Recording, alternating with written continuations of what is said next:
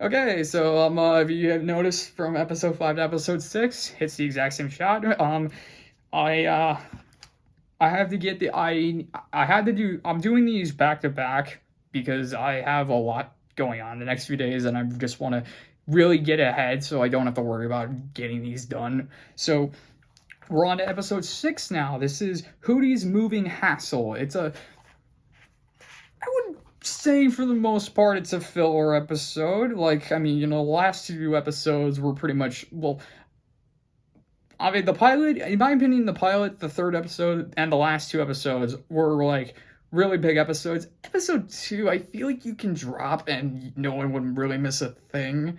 But, you know. But this episode is, yeah, so Hooty's moving hassle.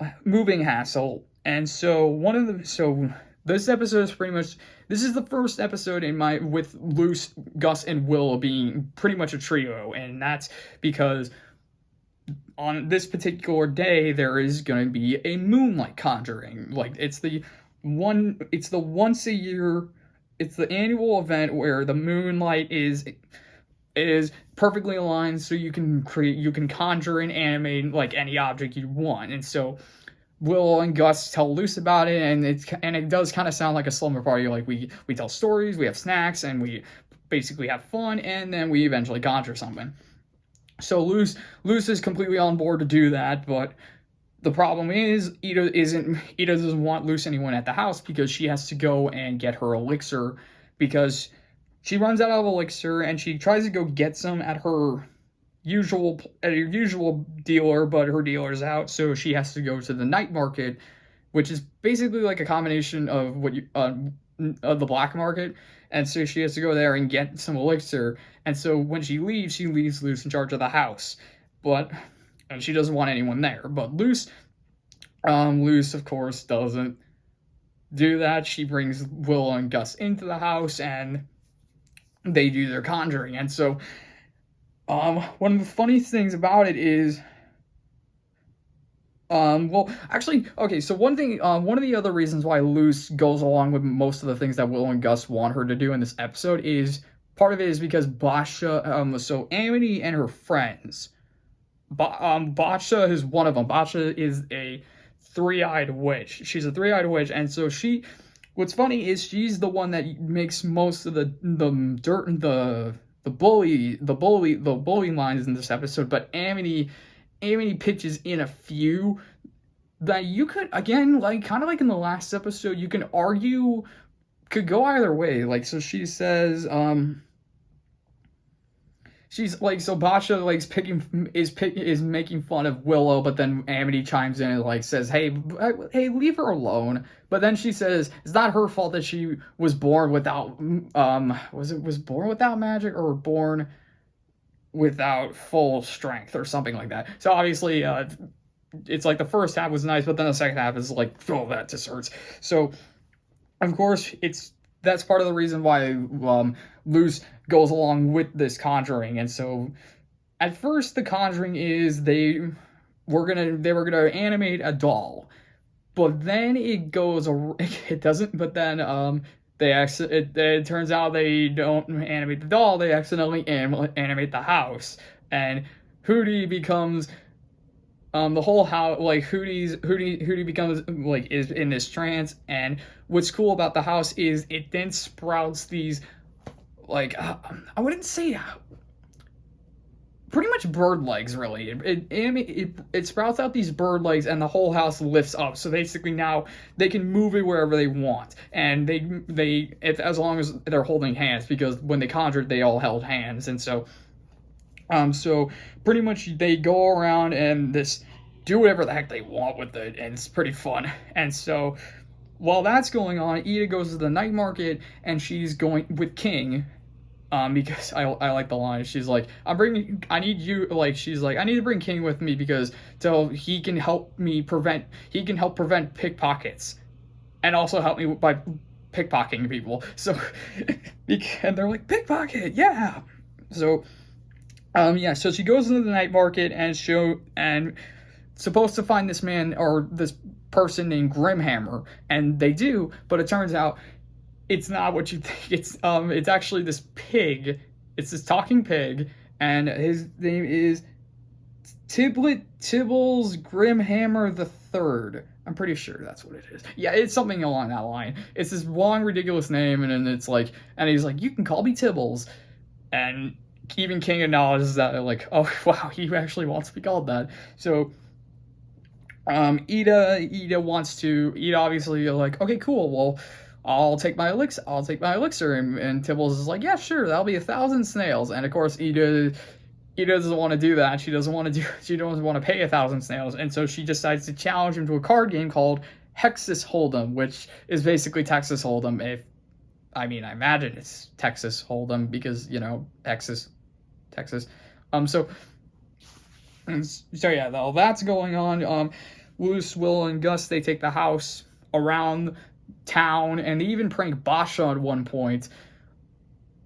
And it's funny. It's definitely a funny bit. Then after that, but the thing is about the Conjuring is, since it only works when the moon's up, and so the moon for some reason is setting pretty fast. So Luz wants to bring it back to the main area, so that Eda doesn't find out and freak out. But then they show a Penstagram post Penstagram. That's basically Instagram in this world. So Amity added to her post saying humans can suck it, and so of course that triggers Luz to take the house to Amity's place to show off how powerful they are at conjuring stuff. But while they're doing that, they get ambushed by these demon hunters, who pretty much what it sounds like. They hunt demons and they sell them. And so basically, a giant animated house with legs. You probably imagine they would want to get that. And so what's cool about these is the head of the demon hunter has an eye patch. He's voiced by Kevin Michael Richardson, and one of his sidekicks is voiced by, I know I'm gonna botch this guy's name, Fred Tatasciore. I hope I really botched his name. The dude that he's got that deeper voice, and he's got that he plays Soldier 76 in Overwatch. What else does he play? I don't know. I forget what he. I don't know what he. I know. I'm gonna come up with a bajillion characters after I film this. I'm gonna be so pissed with myself. But so they capture them, and so they take the house, and then they're like, oh, what do we do about the kids? And Kevin Michael Richardson's like, throw them over the cliff. And so the sidekick, voiced by Fred, last name I can't pronounce, is ready to push him over the cliff, and Gus is like, whoa, wait, is this really what you want to do with your life? Toss kids over cliffs? And the dude's like, actually, this has been a dream of mine since I was a kid. And it's just, I love the awkward silence that follows it. Gus, Luz, and Will are all staring at him. They're all tied up together and just looking at him like, what the And even the guy acknowledges, like, yeah, I had a weird childhood. And then he just shoves him off the cliff, and he's like, wee! And so, luckily for them, they don't fall to their death. They get caught on a branch. And while that's going, back to the card game with Eda and Tibbles, Eda loses the card game, and Tibbles takes King as hostage, and so, Eda tries to break out, but the thing about her curse is, well, one, it's worsening because he ran out of elixir, but the worse that her curse gets, she eventually can't do magic. So that's what happens in this situation. She can't do magic, and so it seems pretty much everything's in peril. With Luz, Willow, and Gus, they're all hanging from a branch. And then, that's kind of where Willow basically apologizes to Luz. She's like, I'm sorry I got you into this. I never should have forced you to do this. And then she reveals that she and Amity used to be friends. And of course, Luz is this kind of, but Gus is like, is this really now the time to talk about this? So, Willow basically explains how she and Amity used to be friends, but Amity got her magic when they were young, but Willow didn't. So so I'm guessing Willow was like a late bloomer, no pun intended, and so he basically Amity, I guess. I'm not gonna say any more than that with this. Like I said, second viewing of the season. Just gonna stop it right there. But yeah, so Eda can't do magic, and so Tibbles captures her and calls up the coven to come and collect the bounty.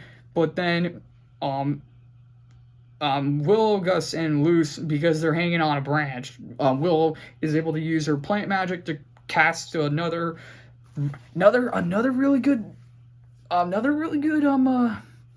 demonstration of plant magic by Willow. She uses it to knock out all the guards, and they are able to get back into the house and conjure it up and head back to Eda's place. And while they're heading back, they go through the night market and, of course, crush Tibbles' booth. And while they do that, King grabs an elixir, gives it to Eda. Eda drinks it, she gets her magic back, frees herself, and she and King get out of there. Of course, Tibbles, threatens them and swears vengeance. He's basically the Gideon of this show right now. Gideon of Gravity Falls. He's basically that right now. I don't know if... Again, though, it's kind of like a filler episode, so yeah. I mean, he comes back, but again, the episode he comes back also kind of is like a filler episode. But yeah, they get back to the... So Luz, Willow, and Gus, they get the house back to normal, but Eda obviously saw them crush the booth, so she's like, you three, you are in serious trouble. But Willow and Gus, they also say, hey, this was on us too, we forced her to do this, so all three of them had to take the punishment. But then Eda's like, I'm still punishing you guys, but that was awesome. Like, she's like, thank you for crushing that booth, and she even says, I'll join you guys next year for next year's Conjuring, even though at the beginning of the episode she says Conjuring is like for babies and stuff. But I actually had this down is King is like, while King and Eda are sitting down while Luz, Will, and Gus start cleaning up the house, and King's like, it's really hard to animate a house. I can't believe they did that. And Eda's like, yeah, that takes a lot of strength and magic. And so I'm guessing by that she's kind of realizing that Luz, I imagine she means Luz, or maybe she's meaning, who knows, maybe it could be just the three of them, Willow, Gus, and Luz, but I'm guessing she means Luz is kind of powerful with her magic.